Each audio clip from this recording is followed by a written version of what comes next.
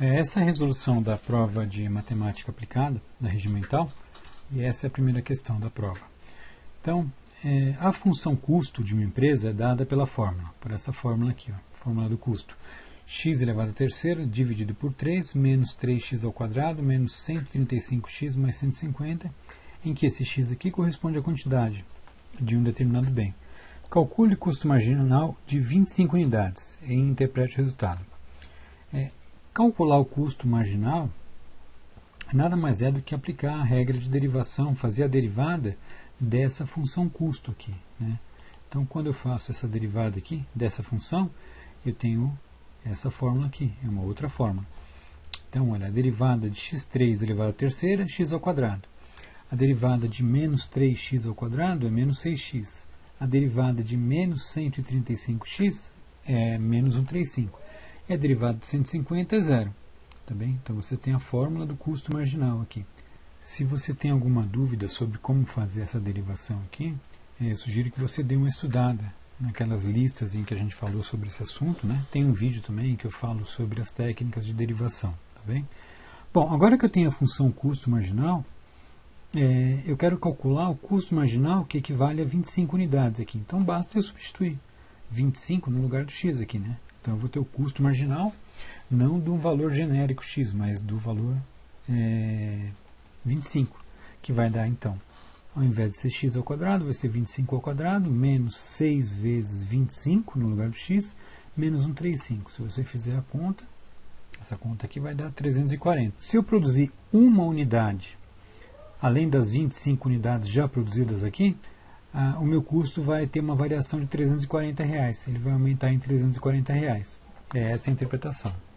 Nessa segunda questão, eu tenho esse enunciado aqui. Olha, a função de demanda correspondente a um determinado produto é dada pela fórmula P igual a 540 menos 3x, em que esse P aqui ele corresponde ao preço e esse x aqui corresponde à quantidade vendida. Calcule e classifique a elasticidade de demanda, supondo um preço inicial de R$144. Bom, nós temos que a fórmula para o cálculo da elasticidade, você precisa do preço inicial e da quantidade inicial. Então, e multiplicar, e depois você precisa multiplicar isso aqui por essa derivada dx dp. Bom, o preço inicial eu já dei aqui. Então, esse é o preço inicial, R$144.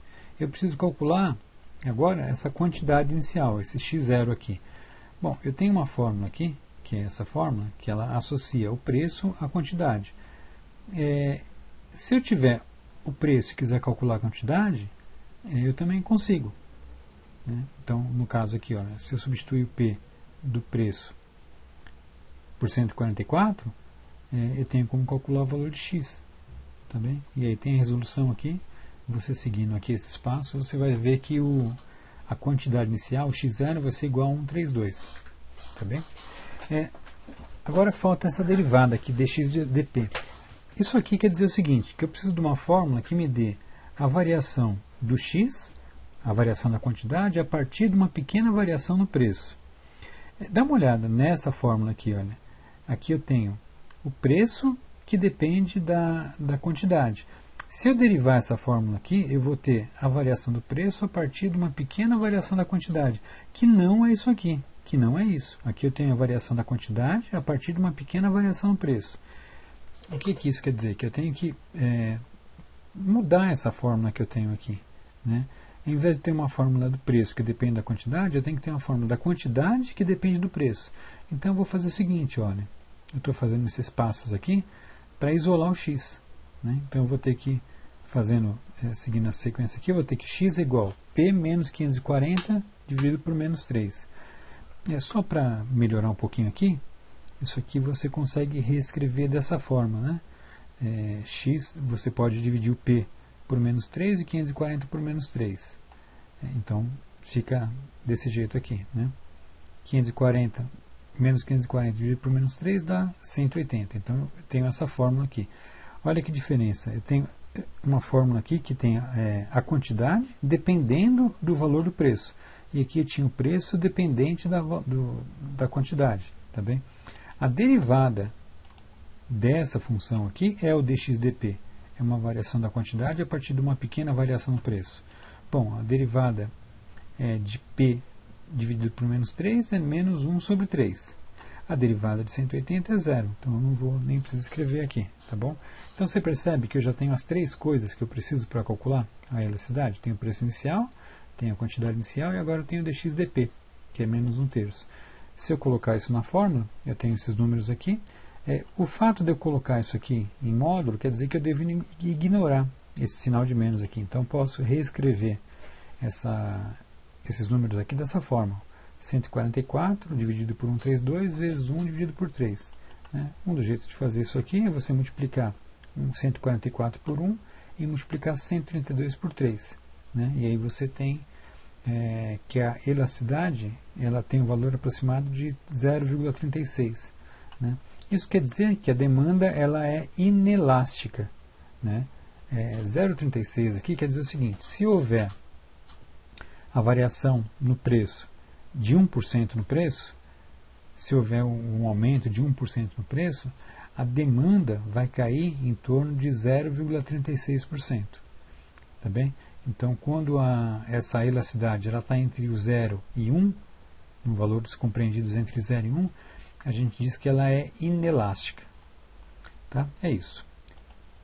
Na próxima questão, eu tenho uma situação aqui numa empresa, uma mesma empresa, fabrica um produto em duas fábricas diferentes, na fábrica 1 e na fábrica 2. O custo dos produtos produzidos na fábrica 1 é de R$ 14,00 por unidade e na fábrica 2 é de R$ 12,00 por unidade. E o problema pede para você calcular o lucro decorrente da venda de 35 unidades da fábrica 1 e 95 unidades da fábrica 2, sabendo que o preço total de venda é de R$ 28,00 para produtos produzidos em qualquer uma das duas fábricas. E o custo fixo total, considerando as duas empresas, é de R$ 1.100. Tá? A gente pode começar da seguinte forma. A receita, você consegue perceber que se eu chamar X, a quantidade de produtos vendidos na fábrica 1, e Y, a quantidade de produtos vendidos na fábrica 2, eu consigo fazer uma regra para obter a receita, que é multiplicar o preço do produto pela quantidade de produtos vendidos na fábrica 1, mais o preço do produto multiplicado pela quantidade de produtos vendidos na fábrica 2. Eu sei que foram fabricados 35 produtos na fábrica 1 e 95 produtos na fábrica 2. Então, se eu fizer essa conta aqui, eu tenho que a receita é R$ 3.640. Tá? Vamos lá para o custo. Eu sei que os produtos fabricados na fábrica 1 têm um custo individual, um custo unitário de R$ 14,00. Então, eu tenho que pegar o 14 e multiplicar pela quantidade de produtos. Os produtos fabricados na fábrica 2 têm um custo unitário de R$ 12,00. Então, eu tenho que multiplicar a quantidade de produtos por 12. E, além disso, tem um custo, considerando as duas empresas, de R$ 1.100. Então, eu tenho que pegar esse custo variável mais esse custo variável e somar 1.100. Tá? Eu sei que foram produzidos 35 produtos na fábrica 1, então eu multiplico 35 por 14. Eu sei que foram produzidos 95 produtos da fábrica 2, então eu multiplico 95 por 12 e eu somo a isso 1.100. Isso aqui dá um custo total, se você fizer essa conta, de R$ 2.730. Eu sei que o lucro é igual à receita menos o custo.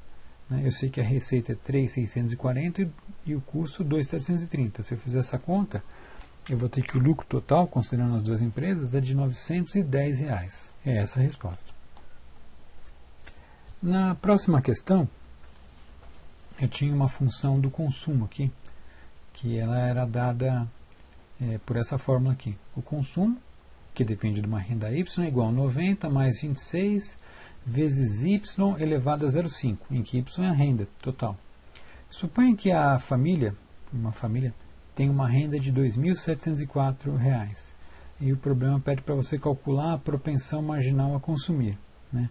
Bom, se eu tenho a fórmula do consumo aqui e eu quero chegar à propensão marginal a consumir, o que eu tenho que fazer é fazer a derivada dessa função. A derivada de 90 é 0, eu nem coloquei aqui. O 26 é o número que está multiplicando o y0,5 aqui, então eu só reescrevi ele aqui. E aí eu apliquei a técnica de derivação no y elevado a 0,5, que ficou assim, ó, 0,5 vezes y, e aqui ó, no expoente 0,5 menos 1, ficou menos 0,5. Essa daqui é a fórmula da propensão marginal a consumir. Dá para melhorar aqui, né? Porque eu posso multiplicar aqui, ó, 26 por 0,5, vai dar 13. Então eu tenho essa fórmula. E qual vai ser a propensão marginal a consumir de uma família que tem uma renda de 2.704? Bom, basta eu substituir no lugar do y o 2.704. Né? Então se eu fizer essa conta aqui, ó, vai ficar assim, 13 vezes 2.704 v elevado a menos 0,5. Isso aqui elevado a menos 0,5 é a mesma coisa que fazer 13 dividido por 2.704 elevado a 0,5, que é a mesma coisa que tirar a raiz quadrada de 2.704, que é 52. Então 13 dividido por 52 dá 0,25. É essa a propensão marginal a consumir. Quer dizer o seguinte, que se a família ganhar R$1 a mais além dessa renda aqui, ele vai consumir 0,25 centavos. Aqui nessa próxima questão, eu tenho que uma loja vende dois produtos. Um dos produtos, o primeiro, custa R$300 e o segundo custa R$250. A gente está chamando de X a quantidade vendida do produto 1 e Y a quantidade vendida do produto 2. Como que eu consigo uma fórmula, uma expressão para mostrar como é feita essa receita, como é o cálculo da receita? Então isso é uma função de duas variáveis, né? É uma receita XY que depende dos valores de X e dos valores de Y. Né? Da seguinte forma, 300 vezes X mais 250 vezes Y, né? Que é o preço vezes a quantidade dos produtos do primeiro produto, mais o preço do segundo produto vezes a quantidade vendida do segundo produto. É só isso. Na próxima questão, eu tinha uma função do custo aqui, né? Dada por essa fórmula, o custo é x elevado à terceira dividido por 3, menos 10x ao quadrado, mais 51x menos 10. E o preço de venda, R$15. Qual a quantidade que deve ser produzida e vendida mensalmente para que se obtenha o lucro máximo? Bom, eu estou falando de lucro aqui. Então é um erro você fazer o estudo da função custo aqui, derivar ela e fazer o estudo. Não é isso que se espera obter. Eu tenho que, antes de fazer a derivada, de fazer o estudo da derivada, obter a função lucro. Né? Então, para obter a função lucro, eu preciso ter a função receita. Se eu sei que o preço de venda do produto é de R$15, a função receita vai ser 15 vezes x. 15 vezes a quantidade genérica vendida do produto aqui. A função custo já é dada aqui. Então, a função lucro vai ser a função receita menos a função custo. Né? Dessa forma que está aqui. Se eu tirar o parênteses aqui, vai ficar, todo mundo que está aqui dentro do parênteses vai ficar com o sinal trocado, né? Porque é menos o que está lá dentro. Então vai ficar dessa forma aqui. Aqui você deve observar, eu consigo juntar 15x com 51x, porque são termos semelhantes. Né? Então 15x com 51x vai dar menos 36x. E o resto eu mantenho. Agora sim, agora eu tenho uma função para o cálculo do lucro. Se eu quiser fazer o estudo de máximos e mínimos dela, uma das formas de eu fazer isso é fazer a derivada dela. Então, se eu derivar ela, dá uma olhada. Ó. A derivada de menos 36x dá menos 36. A derivada de menos x ao cubo dividido por 3 é x ao quadrado. A derivada de mais 10x ao quadrado é mais 20. E a derivada de 10 é zero. Tá? Então, eu tenho a derivada da função lucro aqui. Para eu fazer um estudo do crescimento e decrescimento dessa função, eu tenho que dar uma olhada nos pontos críticos dessa função, da derivada. Os pontos críticos são quando essa função aqui ela é igual a zero. Quando ela é igual a zero. E quando ela é igual a zero? Quando essa expressão aqui, ó, isso aqui tudo, menos 36x menos x ao quadrado mais 20x, for igual a zero. E aí você tem aqui uma equação de segundo grau, que deve ser resolvida para você achar os pontos críticos. Né? Quando eu resolvo essa equação, eu tenho as seguintes respostas aqui. Ó, uma das respostas é x1 igual a 2, e a outra resposta é x2 igual a 18. Tá bem? Tem uma lista que a gente estudou sobre resolução desse tipo de equação de segundo grau. Eu também coloquei 2 vídeos falando sobre pelo menos 4 técnicas diferentes desse tipo para resolver esse tipo de equação aqui, tá bem? Então, se você não entendeu como a gente chegou daqui nessa solução aqui, dá uma olhada nos vídeos anteriores lá, tá bom? Agora, vamos dar uma olhada aqui. Ó. Eu tenho dois pontos críticos. Um dos pontos críticos é quando o x1 vale 2 e o outro é quando o x vale 18. Se eu colocar esses pontos numa reta aqui, você percebe que eu tenho três intervalos para analisar? Eu tenho intervalo aqui que antecede o 2. Eu tenho intervalo de valores que fica entre 2 e 18, esse intervalo aqui. E eu tenho intervalo de valores de x maiores que 18, esse intervalo aqui. Então eu tenho que analisar cada um deles. O primeiro que eu vou analisar é para valores de x menores do que 2. Então eu coloquei aqui ó, o zero. O zero serve, porque ele é um valor menor que 2. Tá bem?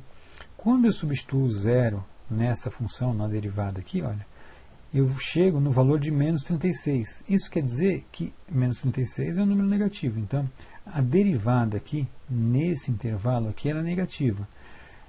E isso quer dizer que a função que você está estudando, que não é essa função, é aquela função original do lucro, ela é decrescente nesse intervalo aqui.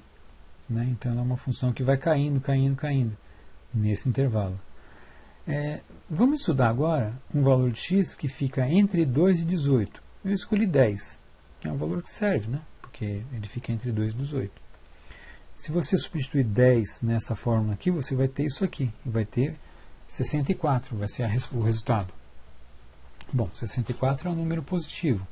Então eu posso afirmar que a derivada nesse intervalo aqui ela é positiva.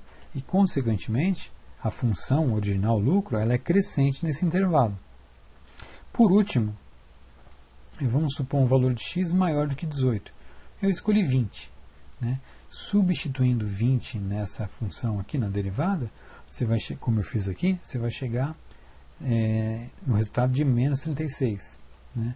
Isso quer dizer que a derivada aqui nesse intervalo ela é negativa, ela é menor do que zero.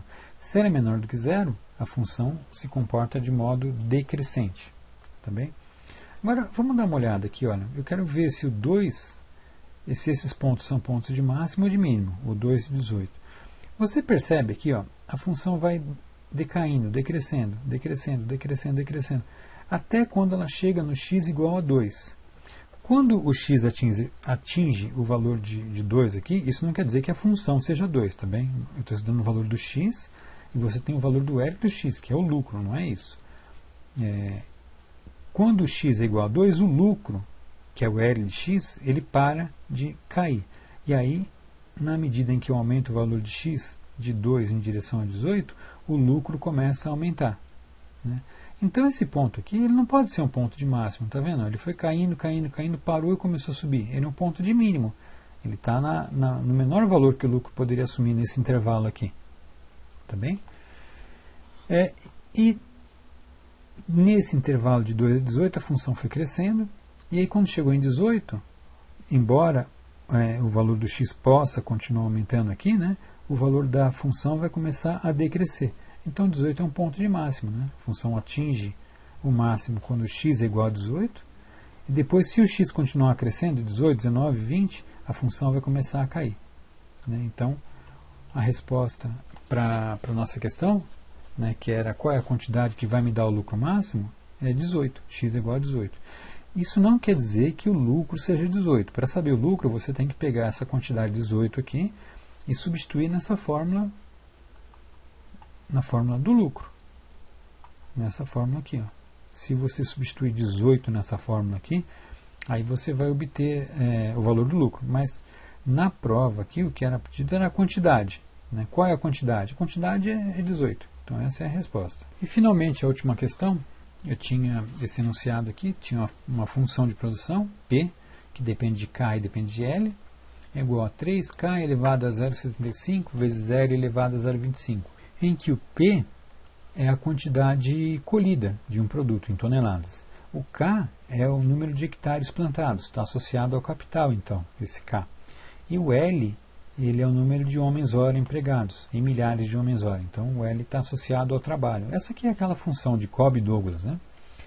Considerando que a área total plantada seja 256 hectares e que sejam utilizados 16 milhares de homens-hora, o que mais contribui com o aumento da produção? O aumento da área, em 1 hectare, ou seja, o que vai fazer aumentar mais a produção? Se você mantiver a quantidade de trabalhadores e aumentar a área de 256 para 257, ou se você manter a área de 256 hectares e aumentar em 1 milhar a quantidade de homens-hora aqui. Né? Para fazer isso, para fazer essa análise, eu posso fazer a derivada parcial. Eu posso verificar o seguinte, olha, eu tenho essa fórmula aqui que me dá a produção. Né?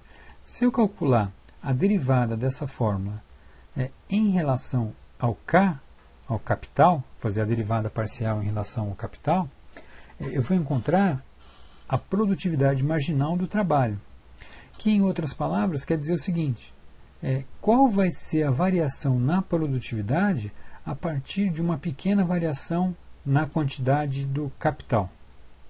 Né? Então, olha, para eu fazer aqui essa derivada, eu fiz da seguinte forma.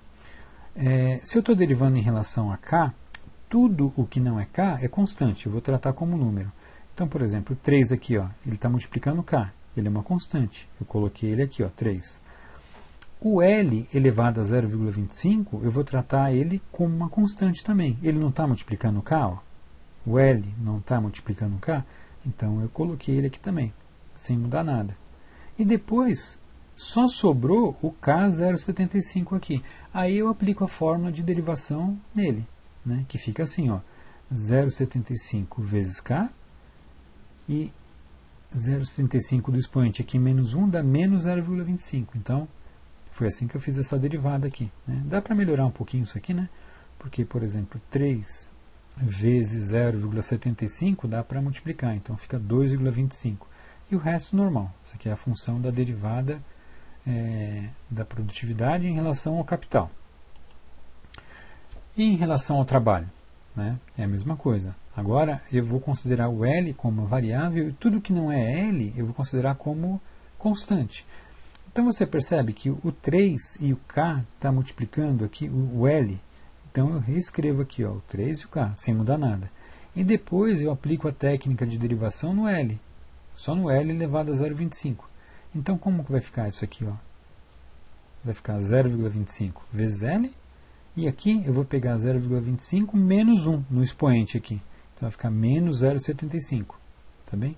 Dá para melhorar um pouco aqui também, né? Se você pegar o 3 e multiplicar por 0,25, vai dar 0,75, né? E o resto normal. Então eu tenho duas fórmulas aqui, ó. Uma fórmula para eu calcular qual vai ser a variação na produção a partir de uma pequena variação do capital, e aqui qual vai ser a variação na produção a partir de uma pequena variação no trabalho. Tá bem? Se eu quero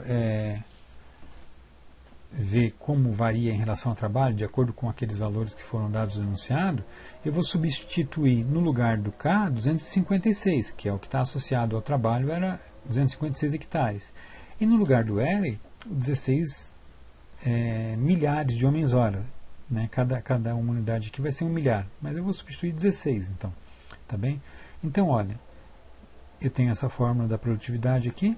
No lugar do L, eu coloquei 16, e no lugar do K eu coloquei 256. Você pode fazer isso aqui com uma calculadora científica, né, que ela permite. Tem um outro caminho para fazer também sem a calculadora científica. Né? Você precisa se lembrar de que 0,25 é a mesma coisa que 1 sobre 4. Então, essa expressão aqui dá para ser escrita dessa forma aqui, ó, substituindo o 0,25 por 1 sobre 4. Nessa próxima etapa aqui, você deve se lembrar que se eu tenho um expoente negativo aqui, como aqui, ó, eu posso passar essa parcela aqui para a parte de baixo, para o denominador da fração, alterando o sinal do expoente. Como eu fiz aqui, estava negativo, ficou positivo aqui. Quando você eleva o número a 1/4, isso é a mesma coisa que você tirar a raiz quarta dele. Né? Então, você pode reescrever isso aqui dessa forma aqui. Né? E pode se lembrar também que 256, se você decompor ele, é a mesma coisa que 16 vezes 16, dá 256. Né? E essa raiz aqui, ó, raiz quarta de 16 vezes 16, você pode escrever como raiz quarta de 16 vezes raiz quarta de 16. Tá? Isso aqui, ó, eu tenho raiz quarta de 16 em cima, multiplicando 2,25, e raiz quarta de 16 embaixo, multiplicando raiz quarta de 16. Eu posso simplificar, dividir esse por esse aqui, ó, e simplificar. Aí vai sobrar só 2,25 dividido por raiz quarta de 16. Bom, 16, escrever 16 e escrever 2 elevado a quarta é a mesma coisa, tá bem? 2 elevado a quarta é 16, né? E aí você tem aqui a raiz quarta de 2 elevado a quarta, que é 2. E aí a fórmula final, né, a operação final fica 2,25 dividido por 2, que dá 1,125. Tá bem? Vamos fazer a mesma coisa agora naquela função do trabalho, na PL, né? Então, aonde é K eu vou substituir por 256, porque são 256 hectares, e onde é L eu vou substituir por 16, porque são 16 milhares. Tá? Então fica assim, ó, a partir daquela fórmula que a gente tinha achado, né? Isso aqui você pode fazer na calculadora científica, né? Mas também pode fazer dessa forma aqui. Lembrar que 0,75 é a mesma coisa que 3 quartos, então dá para reescrever dessa forma. Lembrar que menos 16 elevado a menos 3 quartos pode ser escrito dessa forma aqui, colocando ele no denominador e mudando o sinal do expoente aqui, né? Um número elevado a 3 quartos é a mesma coisa que levar esse número a 3 e tirar a raiz quarta dele. Então eu posso reescrever essa expressão aqui dessa forma aqui. Tá bem? Você deve se lembrar que 256 é a mesma coisa que 16 vezes 16. Então, ao invés de escrever 256 elevado à terceira, você pode escrever isso aqui, ó. 16 elevado à terceira vezes 16 elevado à terceira. E você pode decompor essa raiz aqui em duas, de forma que seja possível simplificar aqui, ó, essa com essa aqui, tá bem? E aí só sobra isso aqui na expressão aqui, né?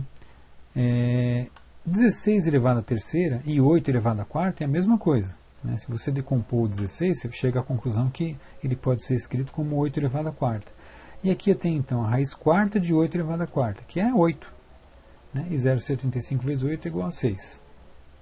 Tá bem? Então vamos comparar os dois resultados que eu cheguei aqui, ó. Vamos comparar e procurar entender o que isso quer dizer. O PK deu 1.12125. Isso quer dizer que se eu mantiver a quantidade de trabalhadores inalterada aqui em 16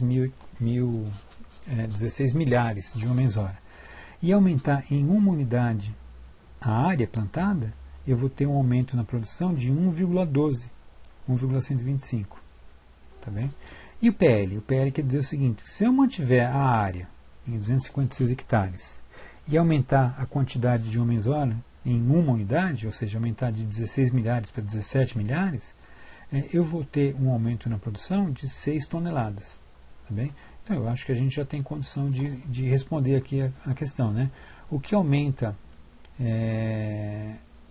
o que mais contribui com o aumento da produção? Bom, o que mais contribui com o aumento da produção é a manutenção da área e o aumento da quantidade de homens-hora. Tá bem? De acordo com essa fórmula aqui. Aqui aumenta 6, aumenta mais do que 1,12. Tá bom? É isso.